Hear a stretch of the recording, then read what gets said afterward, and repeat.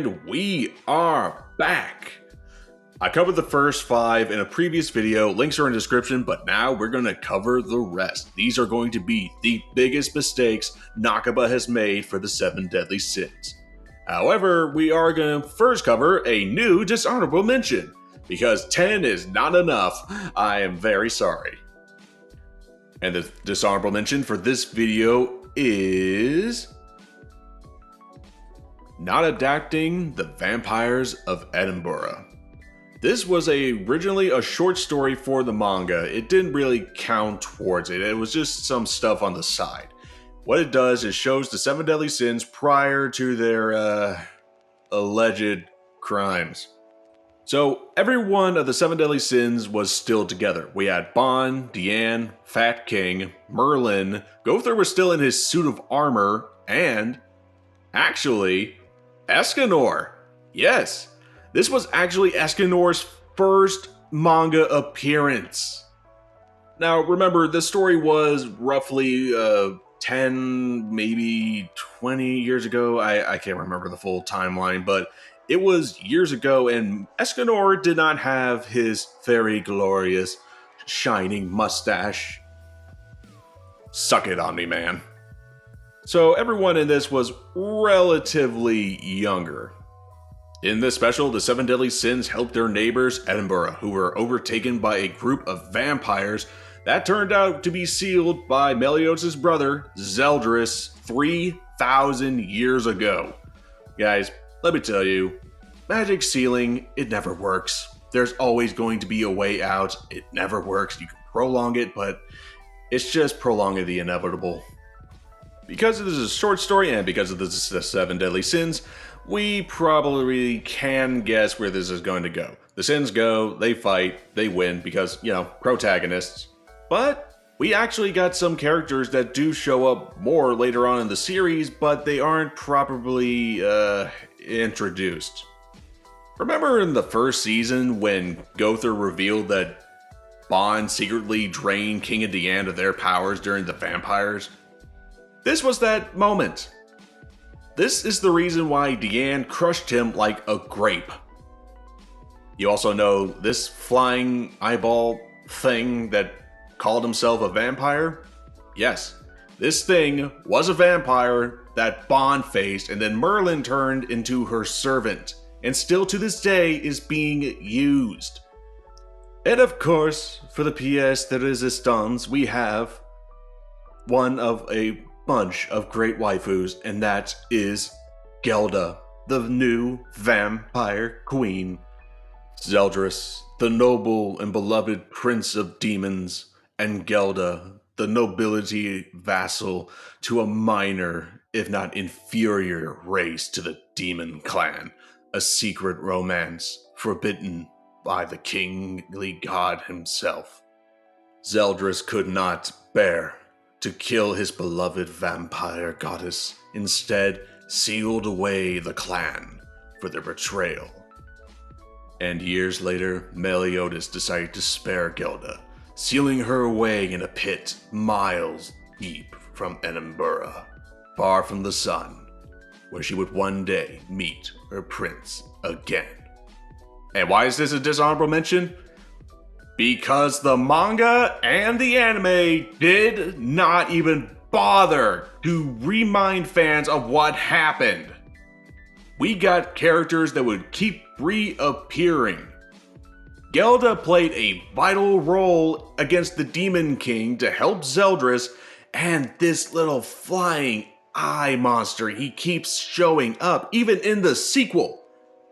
There was barely any mention, not even like a couple of flashbacks. This could have been like maybe an episode in the anime and maybe a quick chapter or two in the manga. It would have explained so many things, or at least some things. Because this relies on manga fans of figuring out, oh yeah, there was a short story in the manga. So this whole thing was essentially Nakaba giving his fans homework. If the manga and anime just simply find a shorter way to adapt this for the mainstream, then maybe more fans could have been aware, oh yeah, I remember Gelda now, this explains so much. because when it was revealed that Meliodas said to Zeldris, Gelda is alive, this probably would have stopped so many heads from scratching and wondering, who the f is Gelda? And with that very lengthy dishonorable mention, let's get into the rest of Nakaba's worst mistakes.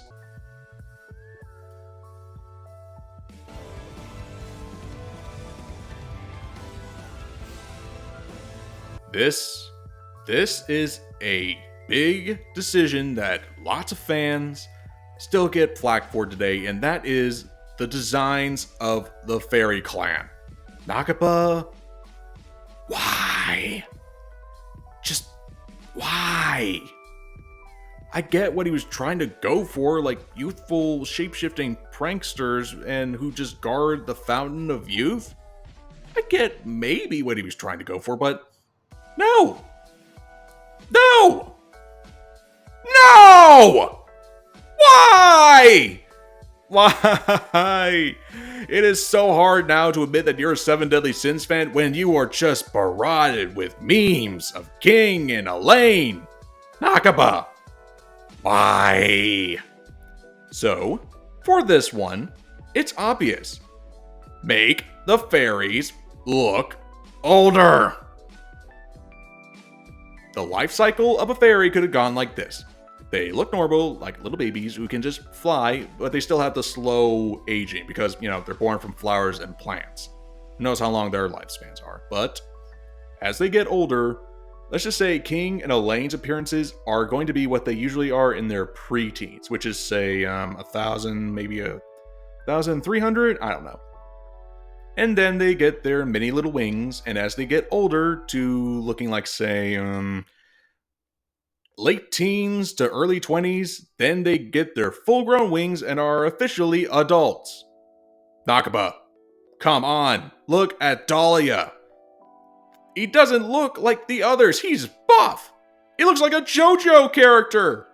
Which also brings to the royal fairies of the sacred tree, meaning that Gloxinia, Dahlia, and his sisters, King and Elaine, and whatever sisters else were born for the sacred tree, should all look like older adults. They're supposed to be the ones who command authority. So the appearances of these fairies would look to be in, let's say, late 20s to early 30s. Instead of youths who are probably going to get you arrested if you look them up on different websites.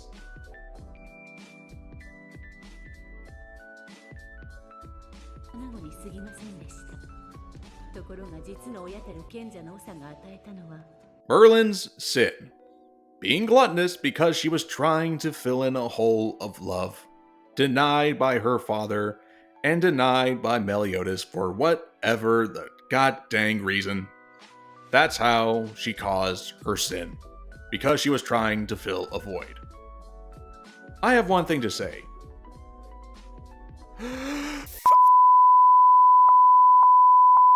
Ew. You seriously could not have picked anything better for the sin of gluttony. The knowledge seeker Merlin. Daddy issues? Being rejected by Meliodas? Why? Hey guys, do a little game. Take a shot every time I say why in this video. So, for Merlin's sin, I propose this. Because Belialwyn was a city, or rather a kingdom full of the most magical, superior human beings who were trying to train children to take on higher goddesses and demons, with Merlin being something of a prodigy among prodigies, Merlin probably would have accepted and just loved all the attention she was getting. Being praised for mastering spells at such a young age, having a unique magic that just never nullifies, or rather, make sure that the cast is infinite. And with her father being the chief of all the wise men of her subhuman clan, not only was she a glutton for knowledge, but she was a glutton for attention. She just wanted more. More power, more spells, more attention. Which eventually got the attention of the supreme deity and the Demon King. Another aspect that I wanted to add to the Belialwin Wiseman clan is this. They didn't just theorize or hear rumors about chaos, they were worshippers of chaos, thinking that their great magic was somehow a blessing from this dark and light mixture of a god of creation. They kept it a secret, but Merlin knew about it. So when it came time to steal all of the blessings from these two gods, I think it would have been interesting to let it slip out that Belialwin was blessed by chaos, and since the Demon King and the Supreme Deity just, sealed away chaos, this would have done two things. One, it would have completely justified the eradication of Belialwin because these gods were afraid of the potential of these humans. Two, it also makes the whole attack, just because of one person, less douchey. This also would have been something of a little lesson for Merlin, because she was so prideful, because she was so gluttonous with wanting to learn more and letting it slip when she got so excited like a little kid should be, she let important information slip, and thus, her home was destroyed. I think this would have been a better story to tell instead of just daddy issues and love rejection.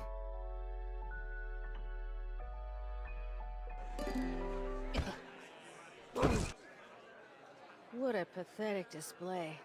Are we sure that these are actually angels and not just glorified pigeons? The Goddess Clan is another one of the most mysterious races, second to the Demon Clan. The Demon Clan was built up to be a major threat, but the Goddess Clan was always just shrouded in mystery. We didn't know what exactly they were capable of.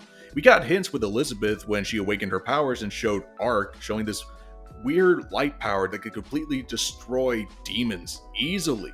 There was also Narabasta and her potential, but we never saw a full, winged, up-close goddess to its full potential.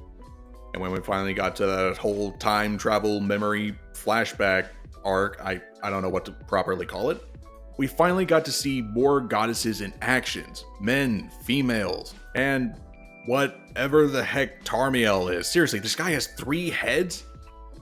I will admit though, the Goddess Clan definitely could have had more, growth. I mean, look at all these demons that we saw until then. We got this weird caterpillar demon, we got these weird sun-faced gray demons, and look at this! This is a koala demon! And it's called the Persimmon Demon! These are the lowest rank too, and the other demons, they either look completely humanoid with like darkness patterns all over them, they're either also completely made of metal, or have animalistic characteristics. The Goddess Clan? Just humans with wings for the most part, and Tarmiel is the only one who looks weird. Did Nakaba not see biblically accurate angels? Look at these things! How am I supposed to feel comfortable nearing death when I'm supposed to be looking at one of these when my tongue comes? If Nakaba had a fun time designing these demons, then imagine what he could have done designing new subgroups for the Goddess Clan. Maybe Tarmiel could have been redesigned to look more like a cherubim, just have more animalistic heads, different parts of it. And maybe the cherubim group, because they're so beastly, have something unique with them that's not just arc, like maybe holy fire, the opposite of the purgatory flames that the demons use. Maybe the seraphim could have been like the highest ranking group of goddesses, just like how those who can become Endura are the highest ranking demons. I think Nakaba missed a lot with the Goddess Clan in terms of designs when he's looking at like other sources, the Valkyries, angels. He could have looked more into other aspects of these groups and just figured, what if I did this? Now, to be fair, I do think that there is hopefully more time to expand on the Goddess Clan, because now the 7 Deadly Sins sequel, Four Knights of the Apocalypse, is out. And I just gotta warn you, spoilers, spoilers, spoilers. Go to this timestamp if you don't want to see spoilers. Spoilers. Okay. So in the manga, as of this recording, the Four Knights of the Apocalypse are now in the Demon Realm. That's right. They are back in Meliodas' homeland. And we've seen a lot of weird new designs for demons, so I hopefully hope that this group will eventually go to the Celestial Realm, to see the Goddess Clan, to see what Elizabeth's homeworld looks like. Instead of that one glimpse we got from the movie, see more unique groups, other species, what the world looks like at the Celestial Realm. And of course, we can't talk about the Goddess Clan without their creator.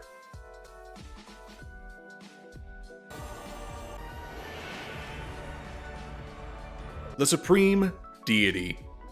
One of the few gods created by chaos that was still around by the time the Demon King was killed off. The Goddess of Light. And you know how she was when she finally made her debut? She was a big disappointment. By God, her action scenes were just so rushed and she barely felt like anything of a challenge.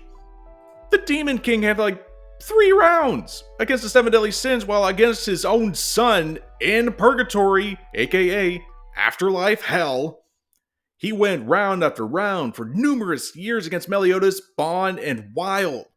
But the Supreme Deity? One fight! By God, we waited so long for the Supreme Deity to show up in the manga and then finally in this movie. And she was just killed so fast by Meliodas and Zeldris. Meliodas had to become something of a god and he gave out the powers. So just, And what's worse, we barely got to see any of her special moves, her special arc-based abilities. We saw how crazy it was seeing the arc abilities of Elizabeth, Mael, Tarmiel, and Sariel, and Ludoshell, so the Supreme Deity was supposed to be like beyond their level, be greater. She could make Omega arcs like it was nothing, right? The Supreme Deity needed a lot more work done because she just doesn't feel all that important as a final boss. Because canonically, at least kind of, this is supposed to be the last major threat that the 7 deadly sins were supposed to face. The last god created by chaos. At least the last one that was supposed to be a threat. Yeah, there's another god, but that's gonna be a discussion for another time.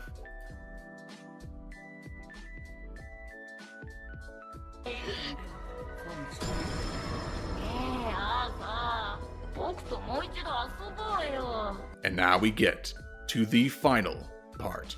The number 1 spot.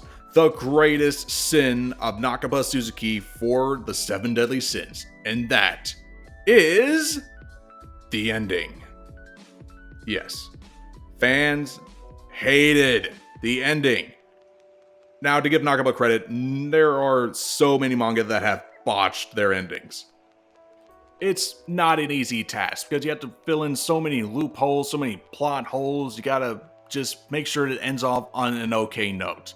And if you want to make a sequel, you gotta end it in a way in which, people would want to read that sequel. But how it went down, it wasn't really the best. We faced the Demon King twice. We then find out that Arthur was possessed by the god Chaos, and Kath, this cute little marshmallow cat, was secretly a freaking demonic-looking cat who wanted to eat Arthur. So then, he was the final boss of the manga.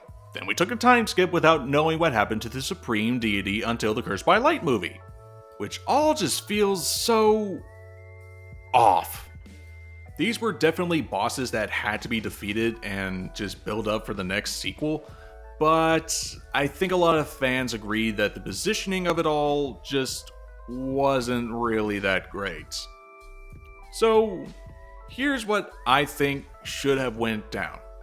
We got the Demon King fight as usual, but this time, at this point in the Holy War, there will be more goddesses going around because 3,000 years seems like a long time and just enough time to rebuild your physical bodies. Or at least when people are praying and praying for mercy to come down and judgment to come against demons, the Goddess Clan could have just possessed some sort of objects, appealed to these prayers, and possessed their bodies. Because when you're being chased by demons and possibly on the verge of dying, you're not in the mood, or rather in the position, to say no to goddesses. More goddesses would have come down, physical bodies, or just new hosts, rather than just the 4 archangels, or rather, the 3 archangels. They fight against the minor demons, they fight the 7 deadly, or at least the 7 deadly sins fight off against the Demon King, take a few days off, and then we get the Zeldris fight. Yada yada, Escanor dies, I am still very, very, very sad. Meliodas sacrificed his Demon King powers to destroy their father. He is normal. But, we don't go to Kath and Arthur. No. The remaining Goddess Clan members who are still alive on Earth now have their full physical bodies again. Except for the 4 Archangels because they're dead. Except Mael. But, because of this, they bring the Supreme Deity, along with Dubs and Dahlia, to begin their invasion to conquer Britannia and the Demon Realm. Not just to reignite the Holy War, but to ensure that all realms would be encased in her rule, to create an age of light and heavenly conquest. Now that the Demon King, her opposing force, was gone and her sons were weaker, she could have just taken it and say, hey, this is my realm now. This is why the Goddess Clan was stuck around for so long, not only to gain humanity's respect and trust, but because of all the help that they would have done in the background, being an aid to these humans who prayed and prayed for mercy, for something on high to come down and save them. There would have been just such conflicting feelings. Instead of coming as noble helpers, saviors, they come down as subjugators, new tyrants. This would have instilled a new sense of prejudice among humans against the other races. I get why demons, but against the goddesses, there was only like 4. And rarely do we see the Goddess Clan actually be, just assholes to the rest of humanity. This would have also justified Death Pierce's own prejudice against the other races. Demons, goddesses mostly too, coming to the realization that they don't care about humans. And thus this hatred was born. Mael would have been completely against this, spending time as a demon himself, seeing that not all were evil, seeing the evils that the Goddess Clan has inflicted upon the Demon Clan, but also seeing all the other evils, trying to be the one to bring sense to his own clan. Because this should have been nerve-wracking for him in Cursed by Light, he finally returns as Mael, not as Sarosa, a person who everyone in the Goddess Clan thought was dead. But now, he had to go back and fight against humans by the command of his goddess. The Supreme Deity would still fall, but not in the normal sense by the 2 demon brothers, but more attacks, maybe with Elizabeth even being the one to deal the finishing blow, since Meliodas did the finishing blow against his father. So, where's that lead Arthur? With the Demon King and the Supreme Deity gone, chaos would finally have awakened inside Arthur and inside Mama Hawk. Arthur would have been healed completely and mysteriously by chaos, building up to what should have been the real movie. Instead of Cursed by Light, it should have been renamed Age of Chaos. We get more details on Chaos, the truth behind Kath, and Merlin's sin, the one that I recommended, not that one that not Nakaba officially wrote, because boo. Kath as a villain could have worked, but not for the manga, maybe for the movie. Because this movie should have built up the Age of Chaos, the villain for the next sequel. Because, yeah, Arthur is the villain. This movie could have also been about Arthur just going around trying to help people and hearing sob stories about how the demons, the goddesses, the giants, the fairies, they all just suddenly attacked, and now there's just deep-seated hatred. And Arthur, as a chosen one of a god, chaos itself, to lead humanity into a new glorious age, would then come to the realization that humanity would only be safe away from the other races. And then comes Grudge of Edinburgh. And that is it. These are the decisions that I think would definitely needed to have been changed. Nakaba, I don't know what you were drinking, because you're always going on about drinks you always like drinking, because some of these decisions I think you needed a couple of shots less of.